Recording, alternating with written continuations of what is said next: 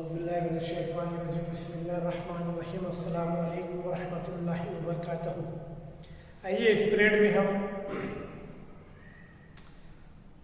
Last period में हमने सवाल नंबर 7 देखे था। इस पीरियड में हम सवाल नंबर 8 देखेंगे। क्या हिसाबी तसाद 11, 8, 5, 2 में वज़ा 151 अदद कौन सा रुकन है? ठीक है, ये सवाल है, 8वां सवाल है। हिसाबी तसाद दिया है उसमें 11, 8, 5, 11, 8, 5, 2 डैश डैश ऐसा करते हुए जाएंगे तो बोलता है 151 वाला वज़ा 151 वाला कौन सा कितनावा रुकन रहेगा, आपको ये मालूम करना है। ठीक है, तो वज़ा 151 वाला रुकन मालूम करेंगे कौन सा है। तो सबसे पहले तो यहाँ लिखते हैं हम क्या a बराबर T1 बराबर 11, T2 बराबर 8, T3 बराबर 5, T4 बराबर 2। अब चूंकि ये सवाल में दिया हुआ है क्या हिसाबी तसाद है, इसलिए हमें इसको मालूम करने की जरूरत नहीं, सिर्फ हम इसका फर्क निकाल लेंगे। कोई भी एक इसका फर्क ले सकते हैं आप कि d बराबर T2 वज़ा T1 तो बराबर T4 है, T2 है 8 वज़ा T1 बोले तो 11, तो 8 में से 11 निकल जाते हैं। जब अलामत अलग अलग होती है तो वज़ा होती है, तो 8 में से 11 निकल गए, 3 बचते। बड़ा अदद वज़ा वाला है, क्योंकि वज़ा की 11 है, जमा किया तो वज़ा की अलामत आ जाएगी, तो इसलिए d बराबर यहाँ वज़ा 3 आ जाएगी। ठीक है, d बराबर कितना आ जाएगा, वज़ा 3। अब हमको मालूम करना है कि 151वां रुकन कौन सा है। तो फर्ज किया क्या हिसाबी तसाद में n वां रुकन जो है वो 151वां है। यहाँ पे लिख दिए फर्ज किया कि हिसाबी तसाद में n वां रुकन वज़ा 151वां है। ठीक है, तो Tn बराबर वज़ा 151 हो गया, इसलिए Tn बराबर वज़ा 151। ज़ाब्ता लगा दिए Tn बराबर a जमा n वज़ा 1d। Tn की कीमत लिख दी है वज़ा 151 बराबर a की यहाँ लिखी हुई थी 11 जमा n मालूम करना है n वज़ा 1, d की लिख दी है वज़ा 3, तो ये हो गया बराबर 11 जमा ये कॉस खोले वज़ा से खोलते कॉस खोले तो वज़ा 3 है ज़रब n, तो ये वज़ा 3n हो जाता, और ये वज़ा वज़ा जमा 3 31, तो ये हो जाता 11 वज़ा 3n जमा 3 बराबर वज़ा 151। अब इधर देखो कि 11 और 3 जमा कर लिए तो बराबर 14 वज़ा 3n बराबर वज़ा 151। ये जमा 14 इधर आ गया तो वज़ा 151, और ये जमा 14 इधर आया तो वज़ा 14 बराबर वज़ा 3n। अब दोनों भी एक जैसी अलामत है तो जमा होती मगर अलामत बड़े अदद की आती। ठीक है, ये तो वज़ा वज़ा जमा कर देंगे, यहाँ वैसा नहीं होता, सिर्फ ज़रब में होता हो तो एक जैसी अलामत है, ये भी वज़ा का ये भी वज़ा का, तो जमा होगी मगर अलामत किसकी आएगी, बड़े अदद की। बड़ा अदद 151 वज़ा का है तो 4 और 1 5, 5 और 1 6, और इसका एक बड़ा अदद वज़ा का है तो ये भी वज़ा बराबर वज़ा 3 है। दोनों तरफ की वज़ा वज़ा खाली, तो ये 3 या ज़रब में इधर आया तकसीम में, तो n बराबर 165/3। ठीक है, अभी 3 का 3 3 पंजे 15, 16 में से 15 गया तो 1 बचता, फिर ये 5 नीचे उतारे तो फिर 3 पंजे 15, तो इसलिए n बराबर कितना 55। इसलिए हिसाबी तसाद में 55वां रुकन वज़ा 151 होगा या है, दोनों में से जो भी आपको लिखना है लिख लेना। ठीक है, लिख लो इसको 55वां रुकन 151 होगा या है। चलो लिखे, जल्दी लिखो।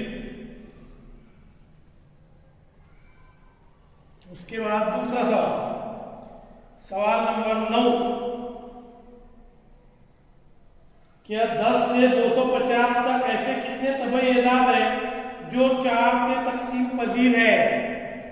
तकसीम पजीर का मतलब होता 4 से पूरा पूरा तकसीम हो जाना, बाकी में सिफर आना, उसको बोलते हैं तकसीम पजीर। तो कहां से कहां तक है? 10 से 250।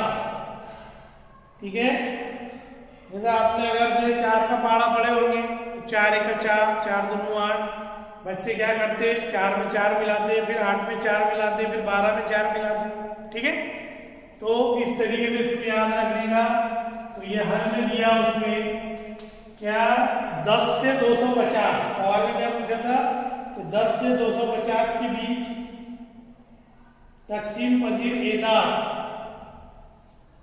ठीक है, देखो इधर, तो 10 से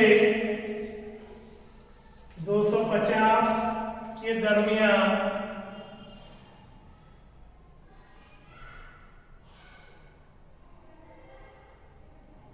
ये 10 से 250 के दरमियान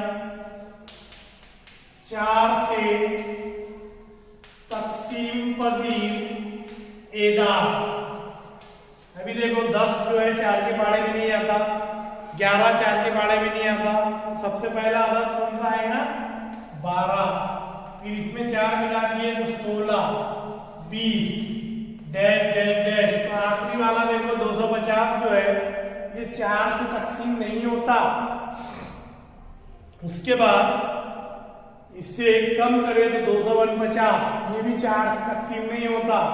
तो उसके बाद बचता 248। 248 जो है ये 4 से तकसीम हो जाता। वो इसलिए होता 4 से तकसीम होने वाले अदाद की कसम ये है कि इकाई और दाई के अदाद अगर से 4 से तकसीम हो जाता तो वो अदद भी 4 से तकसीम हो जाता। ठीक है, चलो ठीक है।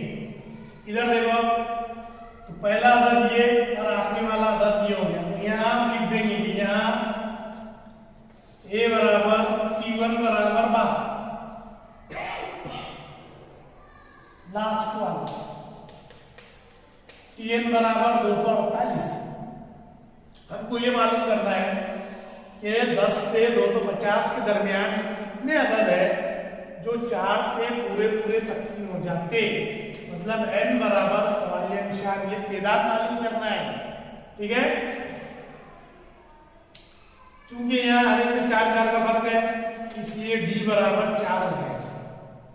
ठीक है, लिख लेते हैं Tn बराबर a जमा n वजा 1 d, तो बराबर a की जगह लिखे 12 जमा n वजा 1 d की जगह लिखे 4 और Tn लिखे 248 बराबर 12 जमा 4 दरब n 4n वजा 4 1 4, 12 में से 4 गया तो ये 8 जमा 4n बच जाता बराबर 248 जमा 8 इधर आया तो 248 वजा 8 बराबर 4n। 248 में से 8 गए तो 4n बराबर 240। तो n बराबर 240 बटे 4। अभी 4 का 4, 4 छक्के 24 और ये सिफर बचा, इसको इनाम दे दिए तो इसलिए n बराबर 7। तो ऐसे कितने अदद है? तो 10 से 250 के दरमियान 4 से तकसीम पजीर, इसलिए 4 से तकसीम पजीर एदाद 60 है। तो 60 एदाद है, तकसीम पजीर 60 एदाद है। 60 अदद ऐसे है 10 से 250 के बीच में जो 4 से तकसीम पजीर है। ये 60 अरकान। एदाद में अगर आप कंफ्यूज हो रहे हैं तो अरकान में लिखे तो भी चलेगा। ठीक है, लिख लो इसको जल्दी।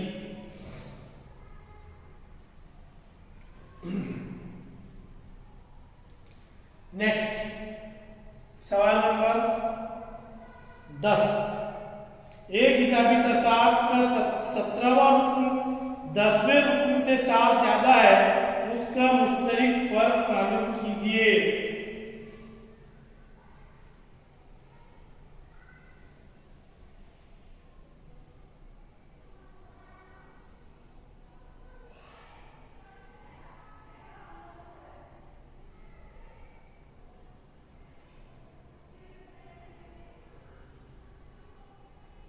ठीक है, हो गया, मिटा दूं।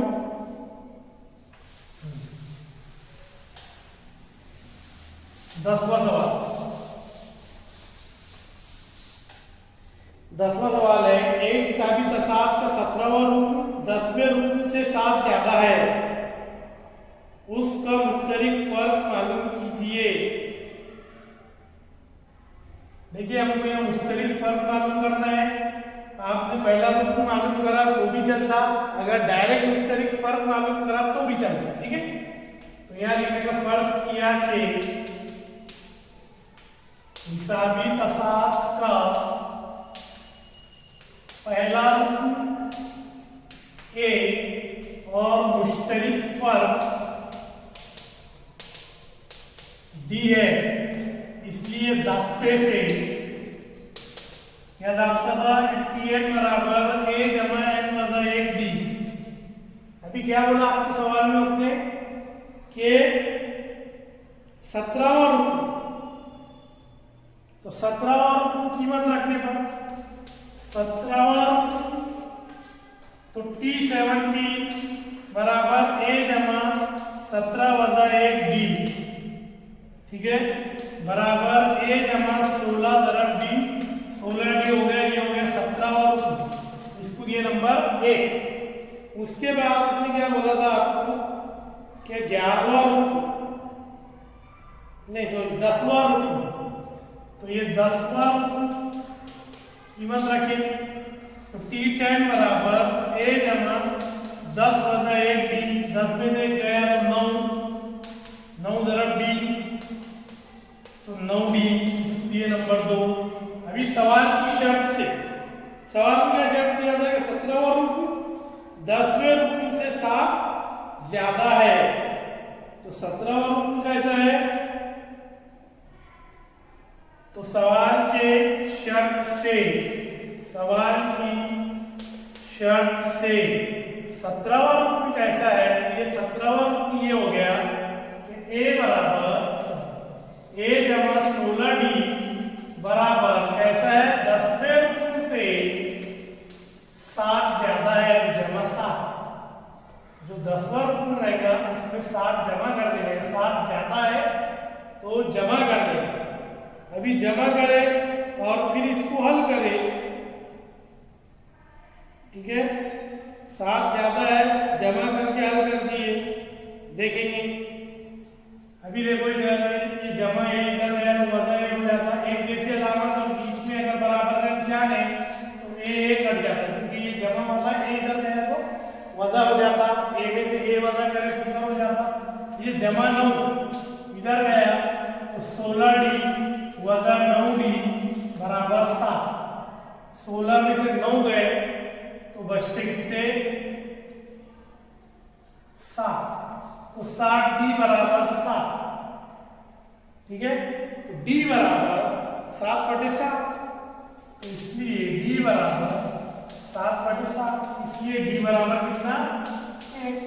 अभी ए मालूम करने की जरूरत नहीं है आपको, ए पूछा नहीं, उसने डी पूछा था, इसलिए मुश्तरिक फर्क 1 है लिखने का, इसलिए दिया हुआ हिसाबी तसाब का मुश्तरिक फर्क 1 है। ठीक है, ये हो गया हमारा मश्क का आखिरी सवाल था। लिख लो जल्दी से।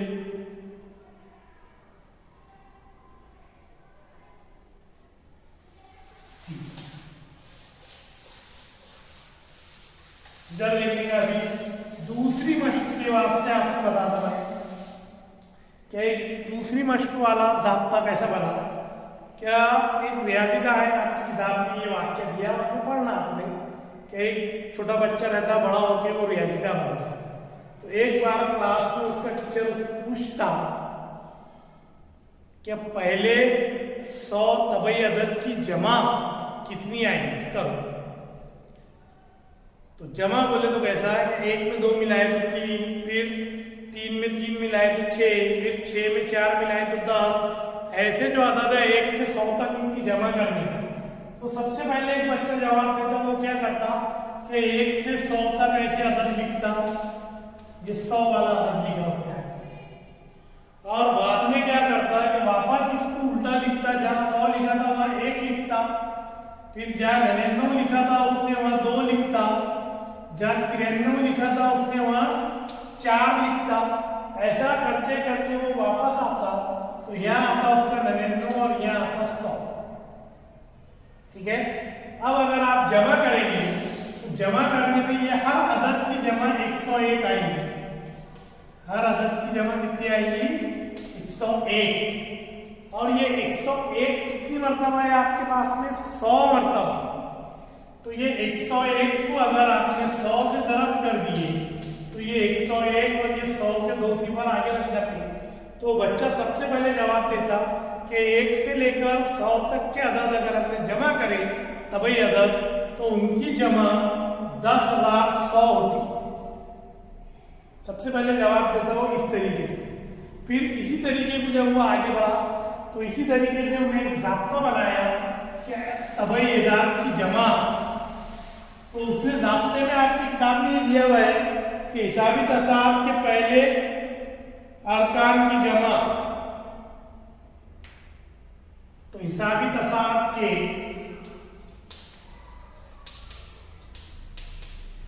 पहले n अरकान की जमा। अब n अरकान बोले तो n की जगह में आप कोई भी कीमत रख सकते, 10, 5, 15, 20, 25। ठीक है। तो पहला ज़ाब्ता आपका आता कि हिसाबी तसाब के पहले n अरकान की जमा, मगर कैसा कि पहला रुकन A और मुश्तरिक फर्क D दिया हुआ है तो ज़ाब्ता कौन सा? पहला रुकन A और मुश्तरिक फर्क D हो तो ज़ाब्ता कौन सा? मुश्तरिक फर्क D है तो ज़ाब्ता कौन सा? तो ज़ाब्ता है SN बराबर, ये S का मतलब होता है यहाँ पर सम, इंग्लिश में SUM सम। सम बोलते जमा, इसको बोलते जमा। जब भी जमा पूछी तो S वाला ज़ाब्ता लगाना, बच्चे कंफ्यूज हो जाते TN में। TN बोले तो T यानी टर्म, टर्म बोलते रुकन को। कितना हुआ रुकन? टर्म यानी रुकन। और ये S इसलिए आता है, S यानी सम, सम यानी जमा, इंग्लिश में उसको जमा बोलते हैं। तो ये दिया हुआ है तो ज़ाब्ता लगेगा SN बराबर n/2, 2a जमा n/2, कॉस में लिखने का 2a जमा n/1d, ये वाला ज़ाब्ता लगेगा।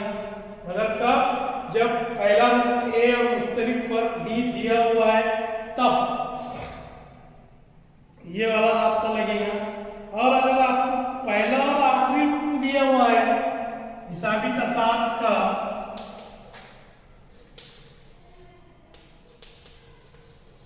पहला और आखिरी रुकन दिया हुआ है तो आपका ज़ाब्ता लगेगा SN बराबर n/2 A जमा N। SN बराबर n/2 A जमा N। A बोले तो पहला रुकन और L बोले तो आखिरी वाला रुकन जो है वो L। ठीक है। ये दो ज़ाब्ते आपको देखना है, इन दो ज़ाब्तों पर ही आप इंशाल्लाह कल सवाल हल करेंगे। ये ज़ाब्ते आप याद कर लो। A बोले तो पहला रुकन है भैया और L बोले तो आखिरी रुकन है। ठीक है। दो चीजें ध्यान में रखने का, अच्छे से लिख देता, आखिरी रुकन L। ठीक है। ये दो ज़ाब्ते आपको याद रखना है। SN सबसे पहले तो S आ गया मतलब जमा है, ये भी जमा है, ये भी जमा है। ठीक है। ये ध्यान में रखने का। और अगर आपको परेशानी रही तो आप मुझे कमेंट्स में लिखिए, और थोड़ा सा ये प्रैक्टिकल किस किस का हुआ मुझे बताइए मैसेज करके। मैं फिर आपको प्रैक्टिकल हो गया होगा कर सकता तो मैं आपको असाइनमेंट डालता हूँ कल से इंशाल्लाह। मगर पहले आप मुझे बताइए। जब तक के लिए अल्लाह हाफिज़।